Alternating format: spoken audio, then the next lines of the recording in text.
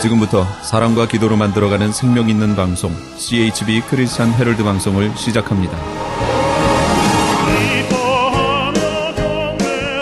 매일 새벽 4시, 매일 밤 11시 하루의 시작과 마무리를 함께하는 CHB 크리스찬 헤럴드 방송은 크리스찬 헤럴드 신문과 가장 인기 있는 기독교 정보를 담고 있는 www.christianherald.com과 함께 오늘도 성실하게 여러분 곁에 함께할 것입니다. 하나님께서 선물로 주시는 오늘 하루를 CHB 크리스찬 헤럴드 방송과 함께 소망으로 열면서 오늘도 하나님을 섬기며 영혼을 사랑하는 복된 하루가 되시기를 바랍니다.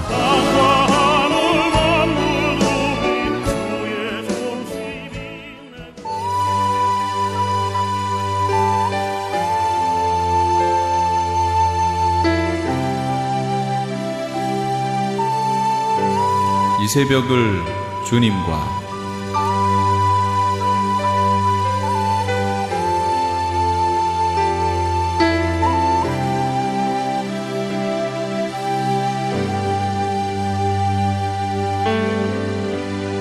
AM 1650을 통해 남가주 전역에서, AM 1540을 통해 하와이에서, 그리고 인터넷을 통해 전 세계에서 듣고 계시는 이 새벽을 주님과 애청자 여러분, 밤새 평안하셨습니까? 이 새벽을 주님과의 정영철 인사드립니다.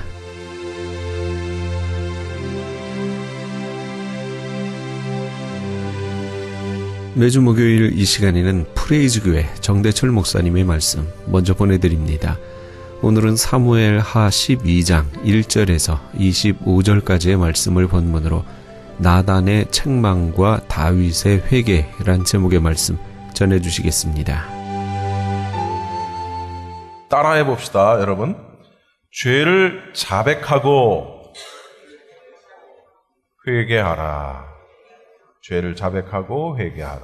여러분, 제가 지난주에 설교 제목이 뭐였습니까? 선줄로 생각하는 자는 넘어질까 조심하라. 이게 지난주에 설교였습니다. 제목이었습니다. 승승장구하던 다윗은 자신이 있어야 할 자리, 사실 그때 그는 전쟁터에 있었다면 밧세바를 범하는 죄를 짓지 않았을 것입니다. 자기가 있어야 할 것에 있지 않는 것은 분명히 죄를 동반하게 된다는 사실이에요. 내가 있어야 할 것과 있지 말아야 할 것을 분명하게 구분할 줄 아는 지혜가 우리에게 있어야 되겠다는 거죠. 항상 잊지 말아야 할 것에 있게 되면 죄를 지을 확률이 굉장히 높아집니다. 내 의지와 상관없이 내가 죄를 지어야지 하고 죄를 짓는 사람이 어디 그리 많겠습니까? 나는 그러고 싶지 않았지만 죄 지을 만한 자리에 가 있다 보면 나도 모르게 죄를 짓게 된다는 거죠. 다윗은 전쟁터에 있었어야만 했어요. 그러면 밧세바를 범하지 않았을 텐데 전쟁터에 부하들을 내보내고 늘 그랬던 대로 하지 않고 어느 이날은 궁중의 옥상에 올라가서 아무 할 일 없이 목적 없는 걸음 어슬렁 하다가 어느 한 여인이 목욕을 하는 장면을 보게 되고 그리고 그만 죄를 짓게 됐고 그리고 하나님께서 나단의 입을 통해서 다윗의 죄를 엄중하게 책망을 하시는 겁니다. 여러분, 나단이 다윗을 방문한 것은 사실은 나단이 뭘 알았겠습니까? 하나님의 지시에 따른 것이라는 것을 우리가 알 수 있는 겁니다. 여러분, 이게 무슨 얘기냐면 죄인은 비록 사람들 앞에서는 죄를 숨길 수 있어요. 여러분이 저의 죄를 아십니까? 모르시죠? 나 또한 여러분의 감추어진 죄를 알 길이 없습니다. 모릅니다. 그러나 저도 여러분도 하나님 앞에서는 우리 모두의 죄를 감출 수가 없다는 사실을 우리가 알아야 된다는 거죠. 하나님은 이미 다 보셨고 나단의 입을 통해서 그 다윗의 죄를 책망하셨다라는 사실입니다. 왜?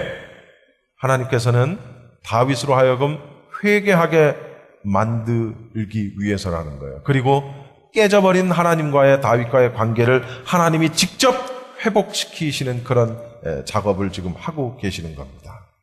만약에 나단을 보내지 않았다면 다윗은 여전히 계속 죄를 지었고 여전히 죄 속에 머물러 있었을 것이라는 거죠. 여러분, 이러한 사실 가운데에서 우리가 알 수 있는 것이 뭐냐면 우리가 잘 들으세요. 회개할 수 있는 것도요, 내 마음대로 되는 게 아니라는 사실이에요. 내가 잘못을 깨닫고 내가 하나님 앞에 회개하는 것도 내 마음대로 되는 게 아니에요. 더 먼저는 우리가 예수님을 믿는다는 것도 또 더 먼저는 그냥 교회에 나오는 것도 우리 마음대로 되는 게 아니에요. 여러분, 교회 나오는 게 뭐 그렇게 어렵습니까? 그죠? 그냥 차 타고 조금 오면 가서 한 시간 앉아있다 점심 얻어먹고 가면 돼요. 근데 그게 안 되는 거예요, 그게. 예? 교회 나오는 것도 내 마음대로 안 되고 예수님을 믿는 것도 내 마음대로 안 되고 내가 내 죄를 회개하는 건 더더욱 내 마음대로 되지 않는 거예요. 그래서 뭐가 필요하다? 하나님의 은혜가 필요한 거예요. 은혜가. 내가 회개했다면 주님의 은혜요. 내가 예수님을 믿었다면 주님의 은혜요. 내가 교회 이 자리에 여기 나와 앉아있다면 그것 또한 주님의 은혜로다. 내가 한 것 같지만 내가 한 게 아니라는 사실을 우리는 명심해야 됩니다. 할렐루야. 인간이 자기 죄를 깨달아서 회개하고 하나님의 용서하심을 받을 수 있는 것도 전적으로 하나님의 은혜와 자비라는 사실입니다. 여러분, 저는 어제 그제 이틀 동안 샌디에고를 갔다 왔습니다. 잘 아시는 대로 제가 다니고 있는 학교의 본교가 샌디에고에 있습니다. 정확하게 얘기하면 샌디에고 옆에 엘카혼이라는 지역인데 그냥 보통 샌디에고라고 하죠. 이번 돌아오는 금요일과 토요일도 또 가서 수업을 듣게 되는데 제가 왜 느닷없이 본교 수업을 받게 됐는 거 아니 제가 전공을 바꿨습니다.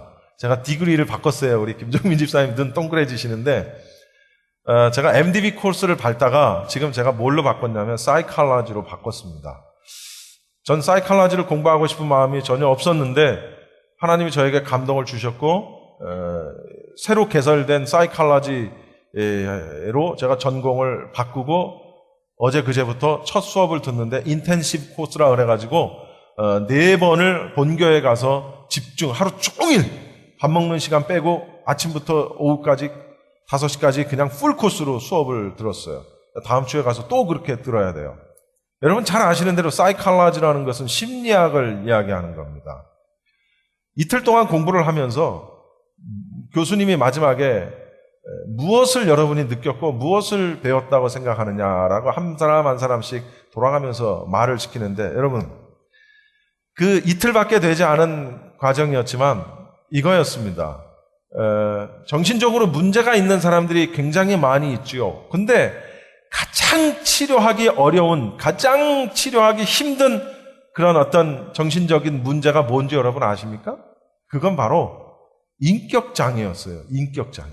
이건 우리가 안 게 아니라 어제 그제 두 분의 현직 사이칼라지 박사이기도 하고 현직에서 그런 그 일을 또한 맡아서 하고 있는 두 분인데 한결같이 하는 얘기가 제일 어려운 사람은 인격장애를 가진 사람은 제일 상대하기가 어렵대요.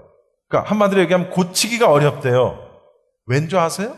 인격장애를 가진 사람은 자기의 잘못을 알지 못할 뿐더러 자기가 어떤 상태인지를 알지 못할 뿐더러 또 그걸 인정하지 않기 때문에 치료를 받을 수가 없는 거예요. 알지도 못하고 알지 못하니까 인정하지 않아요. 당신에게 무슨 문제가 있습니다. 말을 해줘도 그걸 인정하지 않아요.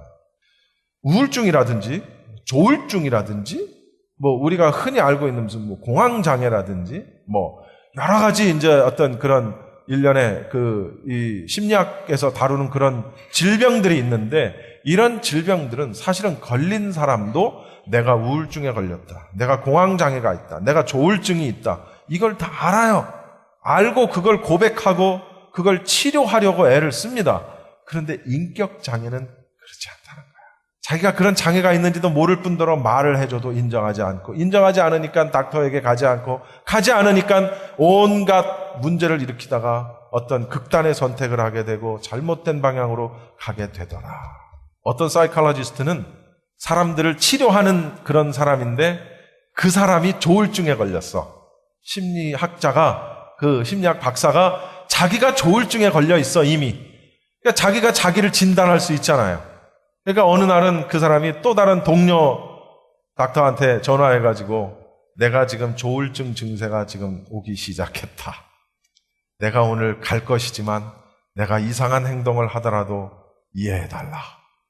그걸 얘기를 하고 무슨 얘기를 하려고 하냐면 안다는 거예요. 자기에게 무슨 문제가 있는지를. 그러면 고칠 수 있고 해결할 수 있는 길이 있는데 자기에게 문제가 있는 거를 모르면 미리 조처를 취할 수가 없다라는 거죠. 그리고 또 하나, 학생들이 공부하고 나서 끝난 다음에 한결같이 하는 얘기가 뭐냐면 저 또한 그런 생각을 하게 됐어요. 무슨 얘기냐면 나 자신이, 학생들 다, 나 자신이 바로 치료를 받아야 할 사람이구나 라는 것을 다 깨달은 거예요. 우리는 그걸 공부를 해가지고 디그리를 받든 라이센스를 따든 해가지고 많은 사람들에게 도움을 주기 위해서 공부를 하기 위해서 갔는데 공부하다 보니까 단 이틀밖에 공부하지 않았는데도 얻은 결론이 내가 문제구나, 나도 문제구나 라는 사실을 다 깨달은 거예요. 저도 문제예요. 저도. 왜 사람들이 다 내 맘 같지 않지? 도대체 왜 내 맘 같지 않은 거야? 라고 말하는 그것부터가 벌써 문제인 거예요. 난 그런 얘기 잘했거든요. 우리 모두는 다 그런 질병들을 다 가지고 있는데 다만 정신병리학적으로 그런 증세가 2주 동안 계속되냐, 4주 동안 지속되냐, 뭐가 어떠냐, 저떠냐 이런 걸 가지고 이 사람이 우울증이다. 이 사람은 조울증이다. 이 사람은 뭐다라는 걸 결정을 짓는 거예요. 그런데 사실은 우리 모두는 우울증과 조울증과 심지어 고소공포증도 정신병이야. 폐쇄공포증만 정신병이 아니고 전 고소공포증이 심하거든요. 우리 영 목사님은 저보다 더 심해. 근데 그것도 정신병의 일종인 거예요. 깜짝 놀랐어요. 제가 교수님한테 그랬죠. 높은 데 올라가면 당연히 무서운 거 아니에요? 근데 어떤 사람은 안 무섭거든. 어떤 사람은 높은 데 올라가서 별짓을 다 해도 괜찮은데 저는 높은 데 올라가 있는 사람을 보기만 해도 막 내가 심장이 떨어져 나갈 것 같아요. 우리 모두가 다 치료받아야 할 문제점을 가지고 있다는 사실이에요. 나단이 분노하는 다윗에게 그 부자가 누구냐? 당장 쳐 죽여라 라고 말을 하는데 나단이 결정타를 날리죠. 다윗에게 그가 너야. 네가 죽이라고 말한 그가 바로 당신이요. 그가 바로 우리라는 거죠. 그가 바로 우리 모두라는 사실. 이것부터 깨달아야 문제가 해결된다라는 그런 사실입니다. 저는 이 학교에 사이칼라지를 공부하러 이제 가면서 걱정했어요. 무진장 걱정했어요. 왜냐하면 여러분 사이칼라지하고 일반 기독교 상담학하고는 달라요. 패스토럴 카운셀링하고 사이칼라지하고는 달라요. 그래서 이거 전혀 엉뚱한 거 막 이상한 거 이런 거를 하면 어떡하지? 이런 생각도 걱정도 하면서 갔는데 그 학교 교수들은 은혜가 충만한 사람들이야. 뭘 전제로 해서 이걸 공부하냐면 한결같이 모든 우리가 지니고 있는 문제의 해결점은 그리스도의 은혜다. 이걸 결론으로 먼저 딱 내는 거예요. 교수님이 그리스도의 은혜만이 우리를 치유할 수 있다. 그래서 제가 질문했죠. 그리스도의 은혜만이 우리를 치유할 수 있다면 우린 가서 기도하면 되고 우린 가서 말씀 읽으면 되지 이 공부를 왜 합니까? 라고 제가 질문을 했어요. 그랬더니 그분이 딱 하는 얘기가 이것은 하나님이 물론 우리가 기도하고 우리가 말씀 보고 열심히 신앙생활하고 하면 우리에게 모든 문제가 해결이 되지만 그러나 하나님의 사역은 하나님의 역사하심은 다양하다는 거예요. 즉 그 얘기는 무슨 얘기냐면 지금 여러분이 공부하는 이 사이칼라지라는 과목 이것을 여러분 사역의 하나의 툴로 삼아라. 즉 도구로 삼아라 라는 거예요.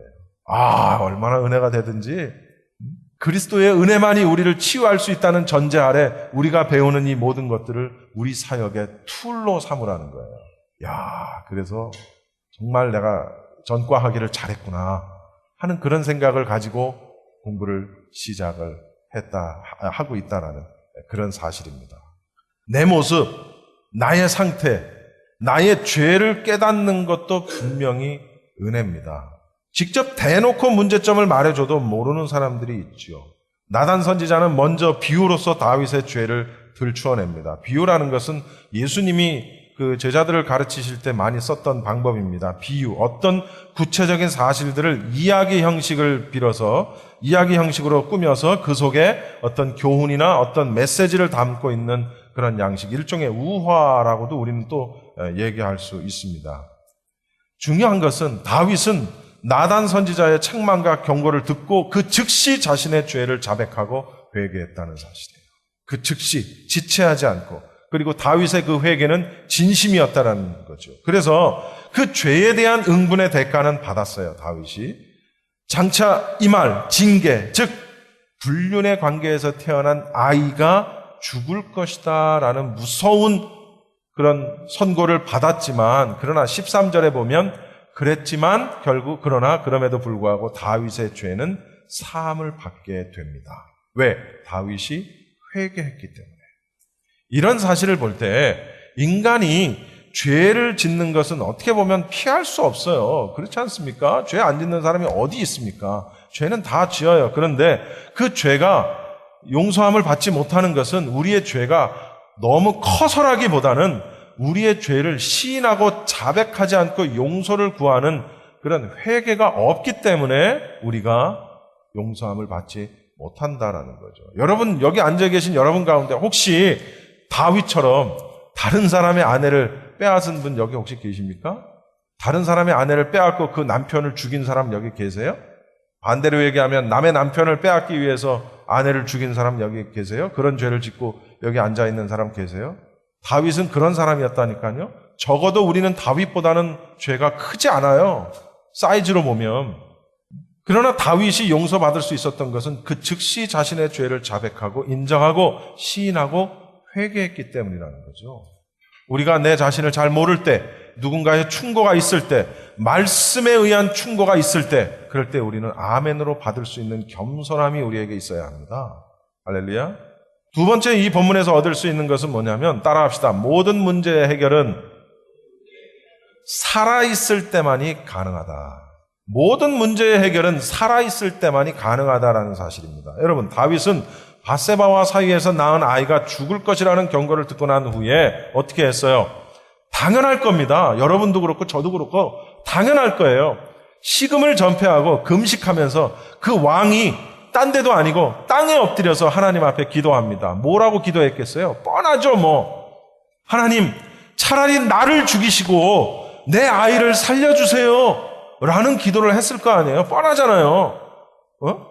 아버지로서의 어떻게 보면 몸부림치는 절규였을 것이라고요. 그 다윗의 기도는. 그런데 그럼에도 불구하고 그 아이는 7일 만에 세상을 떠납니다. 그때 궁전의 신하들은 차마 아이가 죽었다는 사실을 다윗 왕한테 알리지를 못해요. 왜냐하면 이 아이를 살려달라고 그렇게 몸부림치면서 기도했는데 아버지가 다윗이, 그런데 아이가 죽었습니다라고 말을 하면 그 다윗이 아마도 혼절하거나 미쳐서 날뛸 것이라고 생각을 했던 거예요. 신하들은. 당연하죠. 그렇지 않겠습니까? 여기 아버지들. 그런데요, 상황은 정반대로 갑니다. 신하들의 모습 속에서, 안절부절하는 신하들의 모습을 보고 다윗이 간파한 거예요. 아하, 아이가 잘못됐구나. 묻습니다. 신하들은 대답합니다. 예, 아이가 죽었습니다. 이때 다윗은 20절 말씀에 땅에서 일어나 몸을 씻고 기름을 바르고 의복을 갈아입고 여호와의 전에 들어가서 경배하고 왕궁으로 돌아와 명령하여 음식을 내오너라 하고 그 앞에서 음식을 먹었다. 이렇게 나와요. 신하들이 볼 때 이게 황당한 거지. 애가 죽기 직전에는 막 난리 뻐거지를 치더니 애가 죽고 나니까 이게 웬일? 신하들은 묻습니다. 그렇게 금식하고 울더니 죽은 후에는 왜 아무 일도 없는 것처럼 음식을 먹느냐라고 물으니까 다윗은 신하들에게 이렇게 답을 합니다. 22절, 23절입니다. 이르되 아이가 살았을 때에 내가 금식하고 운 것은 혹시 여호와께서 나를 불쌍히 여겨서 아이를 살려주실는지 누가 알까 생각함이거니와 지금은 죽었으니 내가 어찌 금식하랴? 내가 다시 돌아올 수 있게 할 수 있느냐? 나는 그에게로 가려니와 그는 내게로 돌아오지 아니하리라. 무슨 얘기인지 이해하시죠? 자기 죄로 인해서, 여러분 보세요. 자기 죄로 인해서 태어난 아이가 병들어 있을 때, 죽어가는, 그렇지만 아직은 살아있을 때는 다윗은 아버지로서는 어떻게 해서든지 자기 아들을 살려보겠다고 몸부림치면서 기도를 한 거예요. 금식하고 땅에 엎드려서 울며불며 기도한 거예요. 그런데 비록 죄인된 입장이었지만 그럼에도 불구하고 하나님의 그 마음을 좀 돌이켜서 어린 자식을 좀 살려달까? 혹시나 살려주시지 않을까? 하는 마음으로 기도를 했던 거예요. 그러나 그런 간절한 바람에도 불구하고 아이는 어떻게 됐어요? 결국은 죽고 맙니다.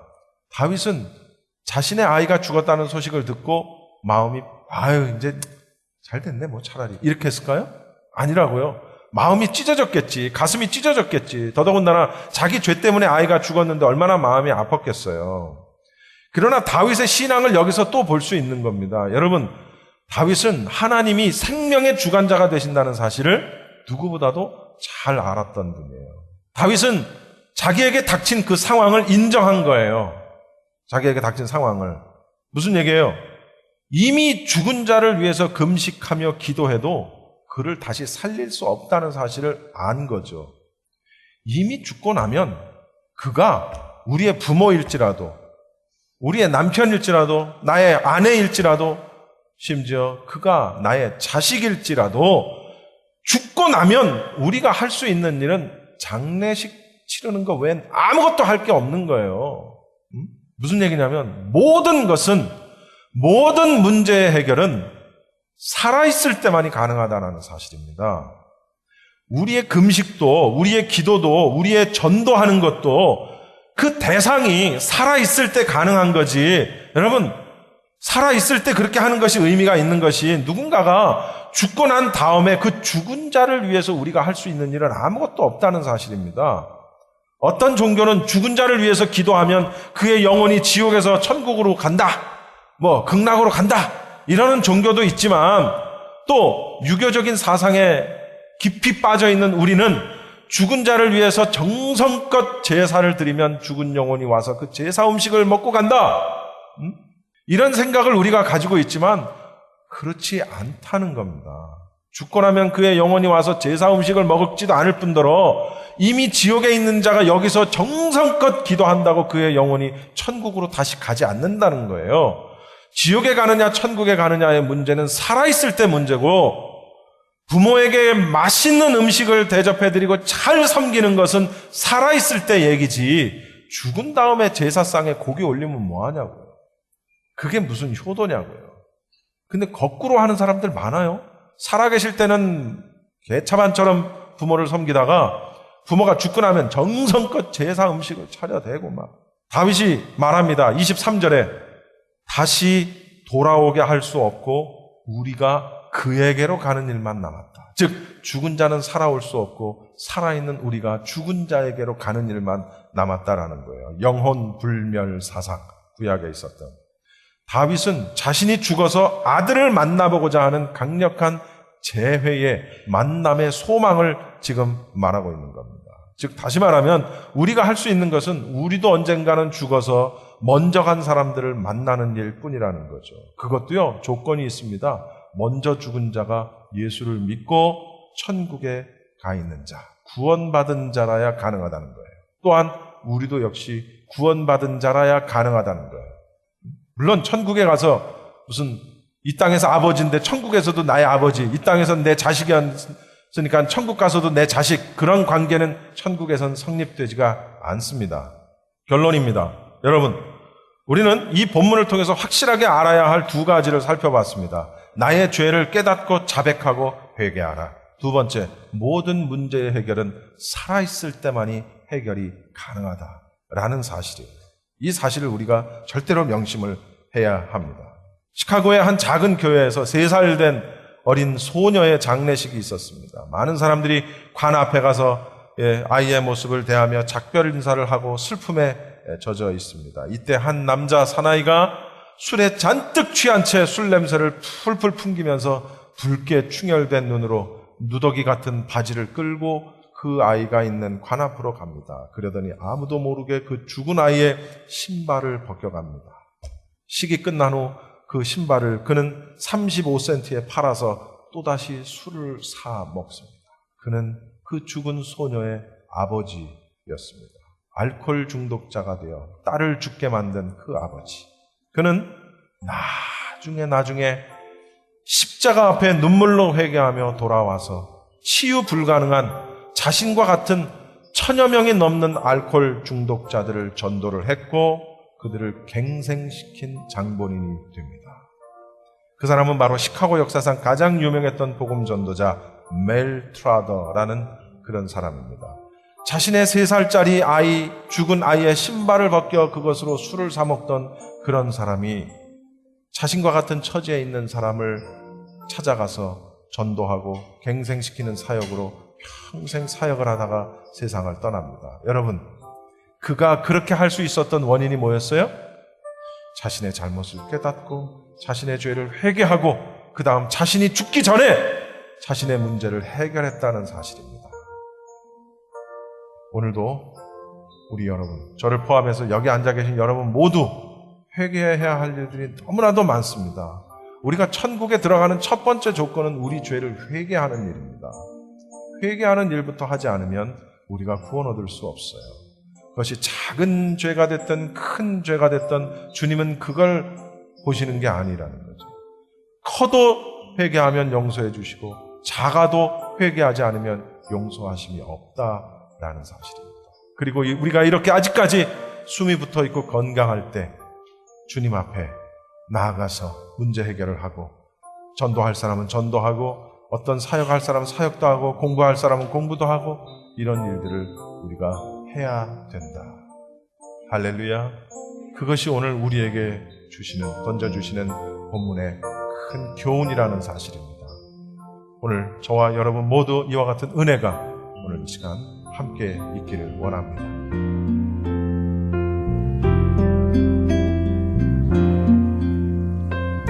지금까지 프레이즈교회 정대철 목사님께서 나단의 책망과 다윗의 회개란 제목의 말씀 전해주셨습니다. 프레이즈교회는 한인타운 인근 피코와 켄모어가 만나는 곳에 위치하고 있습니다. 신앙상담이나 교회에 대해서 좀 더 자세히 알기 원하시는 분은 전화 213-700-9833 213-700-9833 프레이즈교회로 연락주시기 바랍니다.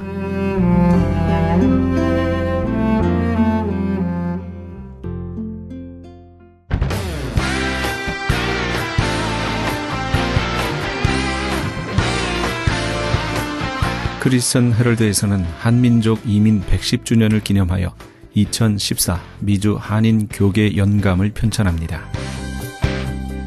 이번 2014 미주 한인 교계 연감은 100년 총소에 이은 한인교회 역사 총정리가 될 것이며 총 1000쪽에 달하는 전 미주 교계의 연감을 한국, 미주, 전 세계에 배포하게 됩니다. 특히 교회, 기독교 기관 및 단체, 미국과 한국 정부기관, 명문대학 및 공공도서관에 공공역사 자료로 배포하게 됩니다. 또한 본사 웹페이지 cheraldus.com을 통해 인터넷에 게재하게 되며 매주 2, 3회 전달되는 이신문에 부착되어 배포될 예정입니다. 연감에는 이런 내용이 수록됩니다. 미주 전 지역의 지역별 및 교단별 한인교회 주소로 목회자, 신학자, 기관 대표, 평신도 지도자 등 수천 명의 이름, 이민교회 중 역사성과 선교, 성장, 연합운동, 2세 사역에 뛰어난 300대 교회 연역과 화보 및 소개, 각 지역별 추천이나 후원받은 100여 개 단체와 교회 소개, 교단, 교협, 교계단체의 연협, 한국 교계의 대표적 기관 및 교단, 교회 소개 등이 수록되어 다음 세대까지 이어져 보존될 연도별 역사 기록이 될 것입니다. 지난 2005년에 편찬 발간된 한인 이민 100년사에 이어 본사 창간 36주년과 한인 이민 110주년 기념 사업으로 편찬 진행 중인 2014 미주 한인 교계 연감은 전 미주 지역에서 한인 이민 공동체가 이끌어온 역사를 짚어보며 하나님의 섭리와 축복에 감사하며 이민 교회의 미래를 소망하는 역사의 기록이 될 것입니다. 이번 2014 미주 한인 교계 연감 편찬에 함께하기를 소망하시는 교회나 단체는 크리스천 헤럴드 213-353-0777 213-353-0777번으로 문의해 주시기 바랍니다. 지금 여러분께서는 AM 1650과 인터넷을 통해 미 전역과 전 세계에서 하와이에서는 AM 1540으로 방송되는 크리스천 헤럴드의 이 새벽을 주님과 일부 함께하고 계십니다. 방송시간과 설교 편성표는 크리스천 헤럴드 홈페이지 cheheraldus.com에서 확인하실 수 있습니다. 계속해서 헌츠빌 침례교회 지준호 목사님의 말씀 보내드립니다. 오늘은 마태복음 23장 1절에서 12절까지의 말씀을 본문으로 낮은 곳으로 임하는 하나님의 은혜란 제목의 말씀 전해주시겠습니다. 또 옛날에는 저 촌놈이었는데 말도 잘 못했는데 아는 지식도 없었는데 이랬다 저랬다 했는데 어느 날 보니까 말이 논리정연하고 말을 당할 수가 없어요. 베드로는 제자들과 인간관계를 할 때도요, 경쟁의식을 가지고 누가 더 예수님으로부터 인정받을까 눈치를 보면서 살기도 했습니다.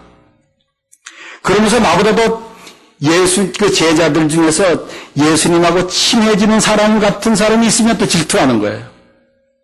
우리들도 그렇잖아요. 세상 살아가면서 누가 이 사람하고 더 친해지는 것 같으면 이렇게 기분 나빠지고 질투가 생기고 그래가지고 괜히 뒤에서 틀고 뭐 이러는 일들 막 생기잖아요. 우리 세상 살아가면서. 아예 어부로 있을 때에는 아주 올라가지 못할 나무니까 쳐다보지도 않았는데 조금 예수님 따라다니면서 능력 있는 사람이 좀 되고 보니까 더 높아지고 싶은 거예요. 이게 참 묘한 마음이에요. 베드로가 어부로 있을 때는 뭐 올라가고 뭐 질투하고 이런 것도 별로 생기지 않았단 말이죠. 포기했으니까. 그런데 예수님 따라다니면서 조금 그래도 이제 자기가 제자가 되고 이제 예수님이 뭐 이 천국을 완전히 이루면 거기서 한 자리 할 만하거든요. 그러니까 이제 점점 욕심이 생기기 시작하는 거예요. 이런 이야기들을 성경에서 이런 얘기하지 않습니까?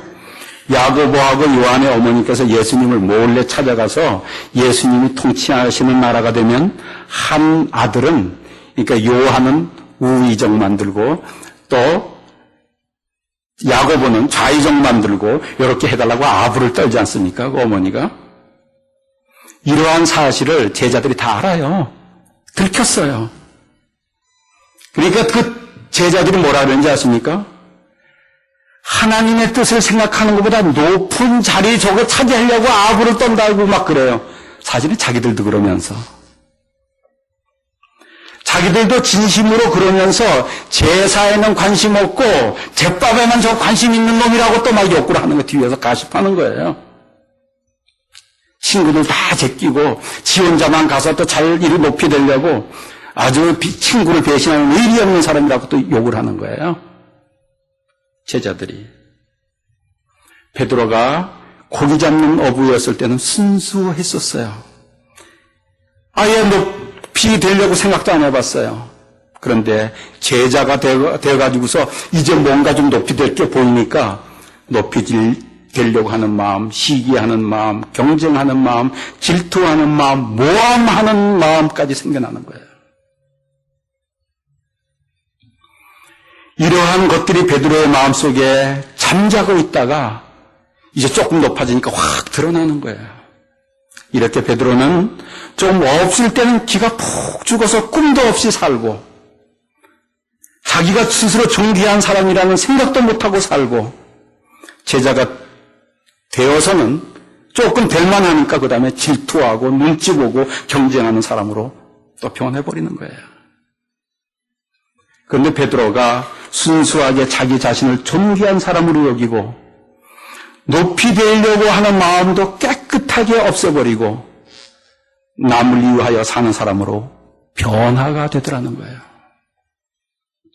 그리고 논리정연한 말을 하는 사람으로 변화가 되고 이치에 맞는 말을 하는 사람으로 변화가 되고 지혜 있는 사람으로 변화가 되고 인품이 있는 사람으로 변화가 되고 리더십 있는 사람으로 변화가 되고 사랑이 가득한 사람으로 변화가 되더라는 거예요. 이렇게 베드로를 가만히 보면은 큰 변화를 이룹니다. 여러분, 이런 큰 변화가 어디에서 온다고 여러분들 생각하십니까? 어디에서 온다고 생각하십니까? 많은 사람들이 그래요. 저보고 그걸 달라 그래요. 하나님으로부터 은혜를 받으면 변화됩니다. 하나님이 자기를 사랑해 주시는 것을 알면 변화됩니다. 자기를 인정해 주시는 것을 알면 변화되는 거예요. 진리의 말씀을 깨닫게 해주시는 은혜가 체험되면 그 사람은 이상스럽게도 성격도 변화하고 모든 문제들이 다 변화되게 되더라고요. 이상하게 하나님이 주시는 은혜는 능력이 있더라고요. 은혜를 받으면 사람이 변화해요.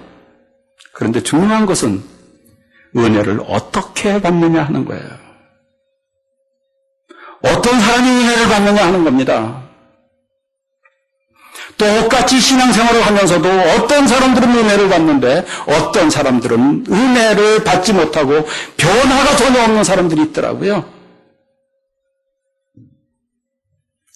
이것이 하나님이 일방적으로 어떤 사람에게는 은혜를 주시고 어떤 사람에게는 은혜를 주시지 않고 그러겠습니까? 만약에 그렇다면 하나님은 공의의 하나님 아니잖아요? 다 똑같이 은혜 받을 수 있는 기회를 주신다고요. 그런데 어떤 사람들은 은혜를 받고 어떤 사람들은 못 받더란 말이에요. 여기서 우리들이 반드시 알아야 될 진리가 하나 있어요. 은혜는 낮은 곳으로 임하더라는 거예요. 낮아지면 낮아질수록 더 큰 은혜가 낮아진 심령에게 임하더라는 거예요. 그래서 내가 죄인인 것을 알고 내가 스스로 부족함을 알고 내가 피조물인 것을 알고 전지전능하신 하나님의 은혜를 사모할 때 내아에게 은혜가 임하더라는 거예요. 이러한 진리를 우리들의 삶에서도 늘 조금씩 이렇게 맛을 보여주시더라고요. 내가 아는 것보다 모르는 것이 많은 것을 알면 알수록 이상하게 내 귀가 열리던데요. 들을 수 있는 자세가 생기던데요. 배우려고 하는 마음이 생기던데요. 여러분 그렇지 않습니까? 하나님의 말씀 속에 있는 보화를 캐고 싶은 마음이 생기던데요. 내가 모른다는 것을 아니까. 내가 피조물이 있는 것을 아니까. 이렇게 낮아지는 사람은 점점 더 큰 은혜를 경험하게 되면서 낮아지는 것이 이 세상을 살아가는데 가장 큰 지혜를 알게 됩니다. 이 진리를 모르는 사람은 낮아지는 것이 미련한 것이라고 하게 되잖아요. 그리고 자꾸 자기를 높이려고 애를 씁니다. 자기 실력은 5밖에 안 되는데 10이라고 높이고 싶어요. 그래서 사람들은 뻥튀기도 하고 거짓말도 하고 그러는 거 아니겠어요? 그런데 그러면 그럴수록 점점 하나님하고는 거리가 멀어지고 은혜는 떨어지고 은혜를 받지 못하고 마음은 강팍해지는 거 아니겠습니까? 놀라운 진리예요. 그래서 하나님께서는 베드로를 훈련시키면서 맨 나중에 완전히 땅에 떨어뜨려 버려요. 완전히 낮아져서 완전히 나는 아무것도 아니라는 생각을 할 수밖에 없는 그런 지경에 떨어뜨리더라고요. 여러분 잘 아시지 않습니까? 예수님께서 제자들에게 말씀을 하십니다. 내가 오늘 밤 너희들이 나를 다 버릴 거야. 내가 체포될 거야. 이 소리를 들은 베드로가 뭐라 그럽니까? 다 주를 버릴지라도 나는 절대로 버리지 않겠습니다. 막 그러잖아요. 그러니까 예수님께서 다시 말씀을 하세요. 내가 진실로 너에게 이르노니 오늘 밤 닭 울기 전에 내가 3번 나를 부인하리라 그래요. 그러니까 또 대답을 합니다. 내가 주와 함께 죽을지언정 절대로 주를 부인하는 일은 없을 것입니다. 또 얘기하는 거예요. 베드로가 그러니까 다른 제자들과 덩달아 또 얘기를 해요. 우리가 죽으면 죽었지 절대로 그런 일은 만들지 않을 겁니다. 그래요. 그날 밤이에요. 그날 밤. 바로 그렇게 자신만만하게 얘기하던 그날 밤 예수님이 체포가 됩니다. 그리고 군인들이 예수님을 끌고 대제사장 앞으로 가잖아요. 끌고 가면서 가만히 보니까 베드로가 보니까 예수님을 주먹으로 치는 거예요. 어떤 사람들은 뺨으로 때리는 거예요. 이 광경을 바라보는 베드로는 참으로 이해가 되지 않았을 거예요. 죽은 자도 살리시고 거친 풍랑도 단정하게 하시는 예수님이 저렇게 힘없이 당하기만 할까? 안타까운 마음을 가지고 지켜보고 있었어요. 이럴 때 한 하녀가 와서 얘기를 하지 않습니까? 여기도 예수하고 함께 같이 있던 사람이 여기 있네. 얘기를 하는 거예요. 이 소리를 들은 베드로가 하녀에게 이런 얘기를 합니다. 이 여자가 무슨 소리를 하는 거야? 도대체 너는 알지도 못한 얘기를 하고 있네? 당신이 무슨 얘기하는 거야? 아주 오리발 싹 내밀잖아요? 지금 무슨 일이 벌어지고 있는지조차도 모르고 있다는 것을 강조하면서 예수님하고는 아무런 관계가 없다고 도망가잖아요? 그러면서 생각했을 것입니다. 빨리 여기 빠져나가야지. 그래가지고 빠져나가면서 문을 앞에 딱 나가는데 또 한 하녀가 오더니 소리를 지르는 거예요. 또 이번에는 나사렛 예수와 함께 있던 자가 여기 있다고 또 소리를 지르는 거예요. 그러니까 베드로가 같이 소리를 질러요. 나는 저 사람을 전혀 몰라요. 그러니까 이 광경을 보던 주위 사람들이 맞아, 제가 저기 그 예수님하고 같이 있었어. 이 소리를 들은 베드로가 다급해졌어요. 그리고 얘기를 합니다. 그 미친놈 왜 저주받을 짓을 해가지고 애매한 사람까지 이렇게 고생을 시켜. 나는 내 생명을 걸고 얘기하지만 나 저 인간 진짜 몰라요. 베드로가 그러지 않아요? 이런 말을 딱 하고 났는데 달기에 꼬꼬댁 하고 울더라고 얘기하잖아요. 이렇게 달기 울기 전에 내가 나를 3번 부인이라고 하신 말씀이 이때 생각이 나는 거예요. 그리고 베드로는 자기 자신의 못난 모습을 보는 거예요. 정말 예수님이 자기들에게 자기가 잡혀갈 것이라는 말씀을 했을 때 정말 의를 지켜서 그런 일이 없게 할 것이라고 장담을 진짜로 했는데 막상 그 입장이 되니까 자기가 할 수 없더라는 것을 고백하는 거예요. 자기가 피조물인 것을 보는 거예요. 연약한 모습을 보는 거예요. 부끄러운 모습을 보는 거예요. 그리고 한없이 울잖아요.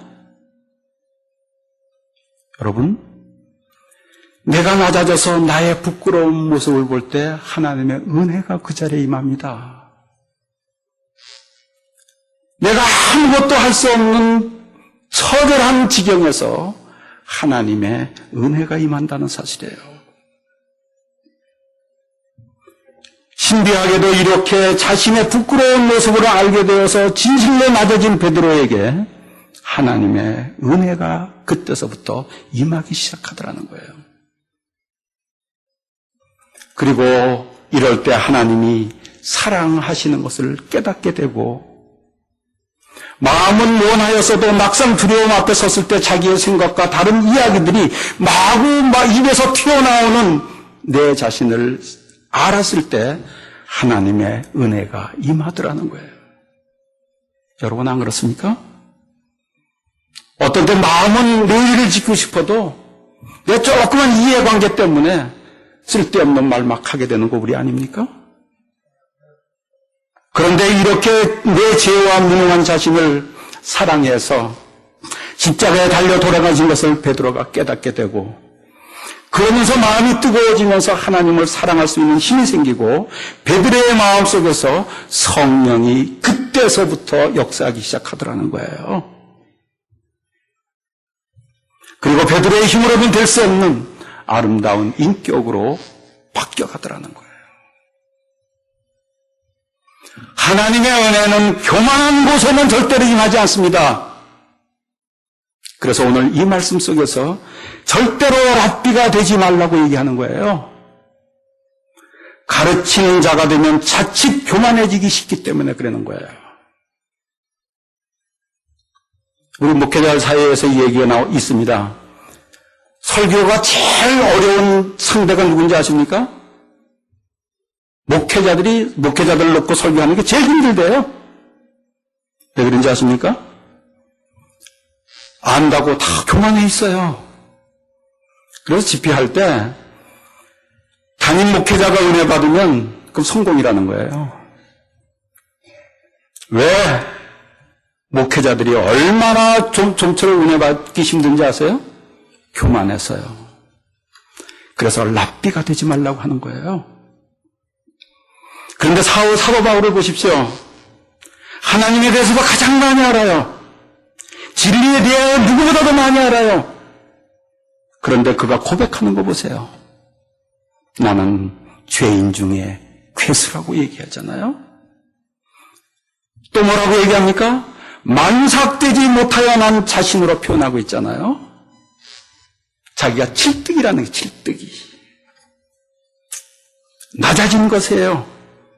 그러니 그 낮아진 곳에 은혜를 받으면서 하나님께서 역사하시는 그 역사를 통해서 사도 바울은 큰 일을 할 수가 있었다고 얘기하는 거잖아요. 그리고 마태복음 23장 9절에서 이러한 말씀을 하십니다. 아주 재미나는 말씀이에요. 땅에 있는 자를 아비라 하지 말라 얘기해요. 랍비가 되려고 하지도 말고 가르치려고 그러지 말고 땅에 있는 자를 아비라 하지 말라. 여러분, 저는 이 말씀의 뜻을 모를 때는 성경 읽기 싫어졌어요. 땅에 있는 우리 아버지 보고 아버지라 그러지 말라는 성경을 읽고 싶겠어요, 여러분? 아버지를 아버지라 그러지 부르지 말라 그러면 그보다 더 큰 불효가 어디 있습니까? 이 말씀을 왜 할까? 이 말씀을 왜 할까? 그런데 이 말씀이 이해가 되는 거 있죠. 저는 어릴 때 아버지가 이 세상에서 가장 지식이 많은 분인 줄 알았어요. 아주 어릴 때. 말 배우고 뭐 조금 더 이래 한 4살, 5살 이럴 때 우리 아버지보다 힘센 사람이 이 세상에 하나도 없는 사람인 줄 알았어요. 그래서 친구들 사이에서 문제가 생기면 바로 전 누구한테 가는지 아십니까? 우리 아버지한테 뛰어가는 거예요. 우리 아버지가 가장 든든한 백이에요. 그런데 이상하게도 내 뒤에 든든한 아버지의 백이 있으면 내가 교만해지더란 말이죠. 이 세상 여러분 보십시오. 세상에 자기 아버지가 뭐 장관이고 뭐고 높잖아요. 돈도 많고 그러잖아요. 그럼 그 자식들은 교만해지던데요? 그렇지 않습니까? 그래서 마태복음 23장 9절에서 땅에 있는 자를 아비라 하지 말라. 너희 아버지는 하나이시니 곧 하늘에 계신 자신이라. 육신의 아버지 때문에 교만해지지 말라는 거예요. 육신의 아버지는 온전하게 의지할 상대가 아니라는 거예요. 그런데 우리들이 이 세상을 살아가다 보면 좀 남들보다 잘하는 것이 있어도 교만해지고, 좀 남들보다 가진 것이 있어도 교만해지고, 아는 것이 있어도 교만해지고, 아버지가 누구보다 좀 높으면 교만해지고, 그게 우리들의 모습 아니에요? 아무리 나에게 좋은 것이라도 그것이 나에게 교만한 마음이 들게 한다면 그것은 나에게 원수가 됩니다. 원수가 돼요. 그리고 나에게 주어지는 하나님의 은혜가 다 뺏겨버리더라는 거예요. 숫닭 2마리가 있었습니다. 숫닭이. 암탉이 10마리가 있었습니다. 이 숫닭 2마리가 5마리, 5마리씩 암탉을 이렇게 나눠가지고 좋겠는데 이 욕심이 생겨가지고 숫닭 2마리가 서로 싸우는 거예요. 10마리를 다 가지려고. 죽기 살기로 싸우는 거예요. 죽기 살기로 싸우는 거예요. 서로 가서 쪼고 또 그래도 막 싸우는 거예요. 그러다가 한 마리가 이겼어요. 한 마리를 이기고 나니까 10마리 암탉이 다 내 것이에요. 얼마나 기분이 좋은지 말이에요.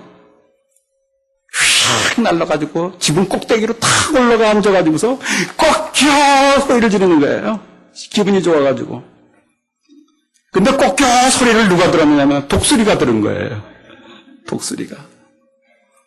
딱 듣고서 보니까 웬 맛있는 모기가 나 잡아가세요 하면서 지붕 위에서 막 소리 지르고 있는 거예요. 독수리가 횡절한 거예요. 교만하면 사단에게 가장 좋은 먹잇감이 된다는 거 여러분들 아십니까? 사단에게 좋은 먹이가 되면 불평이 나오고 자기는 괜찮은 사람인데 어려운 환경을 만나서 그렇다고 환경 탓하게 되고, 자기는 괜찮은 사람인데 못된 사람 만나서 내가 은혜를 못 받는다고 얘기하고 뭐 이렇고 저렇고 그러잖아요. 그러면서 교만한 사람은 더 어려움을 큰 어려움으로 만들고 좋은 일은 결국 사람들에게 인심을 잇는 일로 만들어버리잖아요.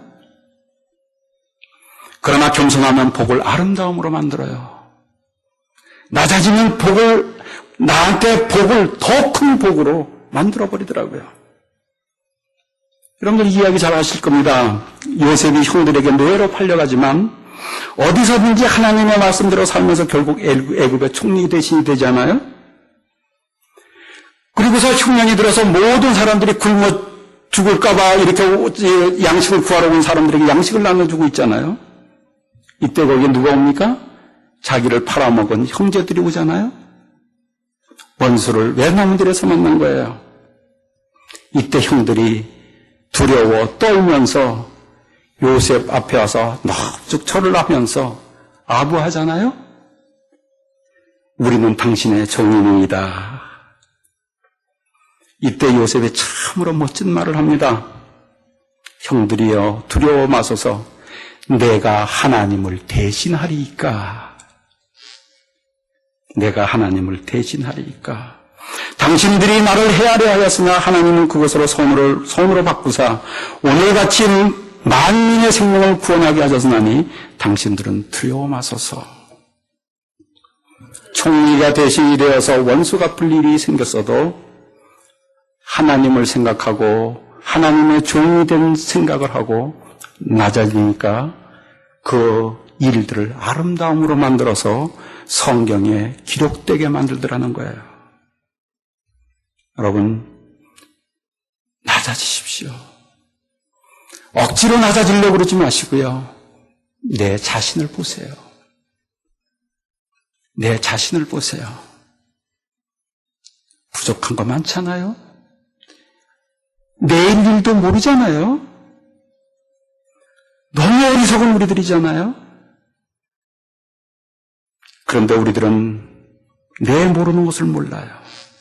내 부족한 것을 몰라요. 내 속에 있는 더러운 마음들을 몰라요.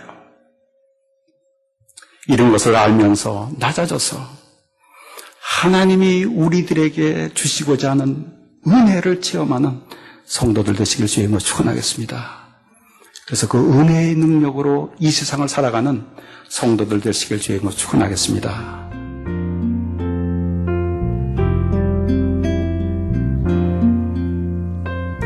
지금까지 헌추빌 침례교회 지준호 목사님께서 낮은 것으로 임하는 하나님의 은혜란 제목의 말씀 전해주셨습니다.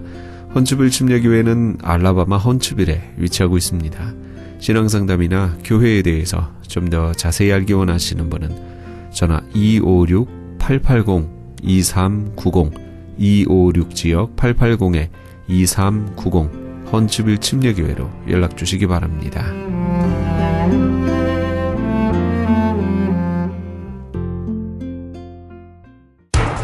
기적의 영양제 M3를 아십니까? 무슨 병에 걸렸던지 큰 효과를 준다는 그 신비한 기적의 영양제.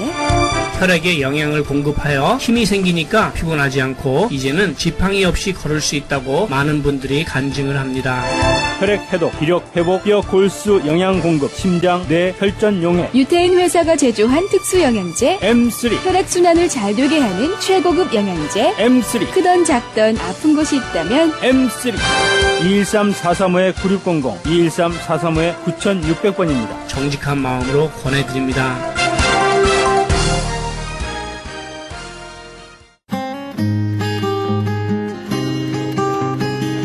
교계 게시판.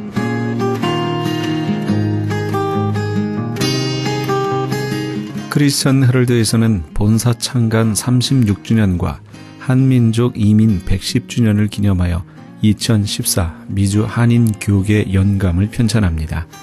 이번 2014 미주 한인 교계 연감은 2005년에 편찬 발간된 한인 이민 100년 총소에 이은 한인 교회 역사 총정리가 될 것이며 교회, 기독교 기관 및 단체, 미국과 한국 정부기관, 명문 대학 및 공공도서관에 공공역사 자료로 배포하게 됩니다. 2014 미주 한인 교계 연감은 전 미주 지역에서 한인 이민 공동체가 이끌어온 역사를 짚어보며 하나님의 섭리와 축복에 감사하며 이민 교회의 미래를 소망하는 역사의 기록이 될 것입니다. 이번 2014 미주 한인 교계 연감 편찬에 함께하기를 소망하시는 교회나 단체는 크리스천 헤럴드 신문을 참조하시거나 본사 전화 213-353-0777 213지역 353-0777번으로 문의해 주시기 바랍니다. 크리스천 헤럴드 미션 콰이어에서 오긴걸 교수 초청 음악 세미나를 엽니다. 이번 세미나는 발성의 명불허전이란 책의 저자인 오긴걸 교수가 직접 인도해주는 세미나입니다. 총 6회에 걸친 세미나를 통해 기본적인 발성법 강의에서부터 실제적인 공개 레슨 및 합창 리허설까지 합창음악에 관심 있는 모든 분들의 다양한 필요를 채워줄 것을 약속합니다. 크리스천 헤럴드 콰이어에서 새해를 맞이하여 준비한 이번 세미나를 통해 여러분들이 하고 계시는 각종 찬양 사역에 많은 변화를 주게 될 것을 확신합니다. 참가비는 크리스천 헤럴드 콰이어 단원은 40불, 비단원은 50불이며 오긴걸 교수가 쓴 발성의 명불허전이란 책을 드립니다. 날짜는 1월 13일 월요일부터 2월 17일 월요일까지 6주간 매주 월요일 오후 7시 반에서 9시까지 있게 됩니다. 6시 반에는 간단한 저녁 식사가 준비되어 있으니 저녁을 못하신 분들은 오셔서 간단하게 해결하실 수 있습니다. 장소는 LA의 520 사우스 라파에테 파크 플레이스 건물 5층에 있는 크리스천 헤럴드며 차일드 케어 준비가 되어 있으니 아이들과 함께 오셔도 됩니다. 좀 더 자세한 문의는 213-353-0777 213지역 353-0777번으로 해주시기 바랍니다. 교계 게시판에 대한 좀 더 자세한 사항은 크리스천 헤럴드 신문 교계 소식란을 참조하시기 바랍니다.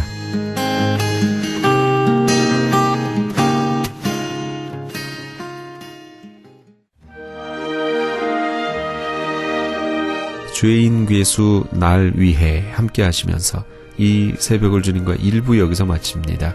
잠시 15후에 2부에서 돌아오겠습니다.